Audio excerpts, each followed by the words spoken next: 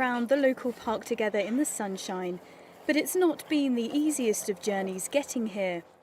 Sean Laidlaw spent 8 years in the army as a Royal Engineer. During that time, he carried out 2 tours of Afghanistan. But it was his time in Syria as a private contractor in 2018 where he came across Asian Shepherd Cross Barrie, who changed his life forever. We're tasked with clearing a government building in Raqqa as the civilians were moving back in.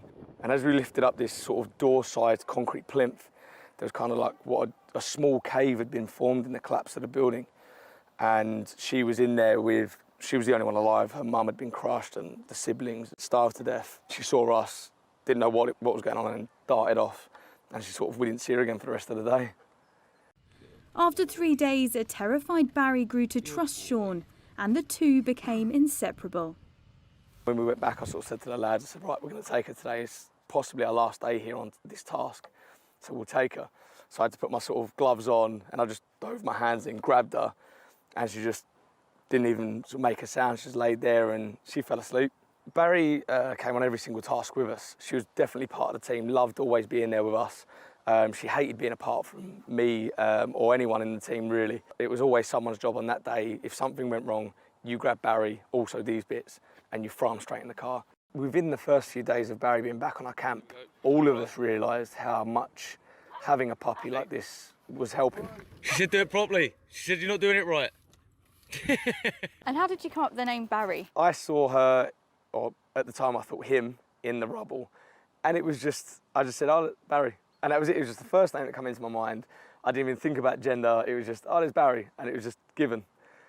But then I showered her about a week later and I realised, hang on, things aren't where they should be. Wait, you moaning at what? You also started to realise the impact Barrie was having on you emotionally, helping you through some tough times that led to PTSD. Can you tell us about that? So I think within the first few days of Barrie being back on our camp, all of us realised how much having a puppy like this was helping. She was a big distraction from everything that we saw out there. I mean, there was weeks out there where you'd see sort of 10 to 15 dead bodies a day, men, women and children, so that in itself has its toll. But just to come back to the office and see Barrie and have a play around and mess around, and that just made everything better. After 3 months, Sean was due to return home on leave, so contacted War Paws, a charity based in Iraq, who specialise in bringing dogs home from war-torn areas, hoping to find a way to bring Barrie back with him. He also set up a GoFundMe page and raised £4,500, but it was still going to prove difficult. On my way back to the airport to go back out, the contract got cancelled, so straight away Barrie's going to be on her own.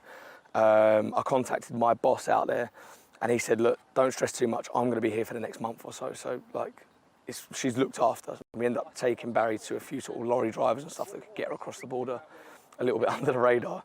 And the guys really risked their lives to get out there, and they tried 3 times, and luckily the 3rd time we got her to Iraq and then got her to Jordan, where there's a quarantine centre there that War Paws run.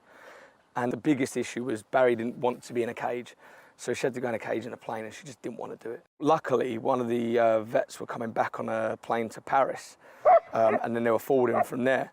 So I said, look, I can meet her at Paris if we can make this work. It wasn't the cute sort of story that you expect to see, soldier reunited with his dog. It was the complete opposite. She looked at me through the cage, didn't know who I was really angry. We got out of the cage, she was nipping, she was trying to go for us all. And then I took the lead on my own and went for a little walk. And she sort of like looked at my knee, sniffed my leg, and then just cowered to the floor with her paws in the air, recognised who I was. So we got that moment in the end, it just wasn't at first. You still to this day say she helped you as much as you helped her. How has she helped you personally? People think that PTSD is this Hollywood thing where you wake up with vivid dreams and shakes and sweats. It's not that at all. A lot of veterans, myself included, it's more of not flashbacks, but just missing that feeling of belonging to something and that identity that you sort of miss. And my identity now isn't a soldier, I'm Barrie's dad. Barrie! Come! When I'm overstressed and sort of anxious, depressed, or all them sort of big words, I don't just sit in my room staring at sort of the ceiling thinking the world's caving in on me. I've got Barrie there jumping on me like trying to get me out for a walk. So I have to go out, I have to walk, I have to play with her.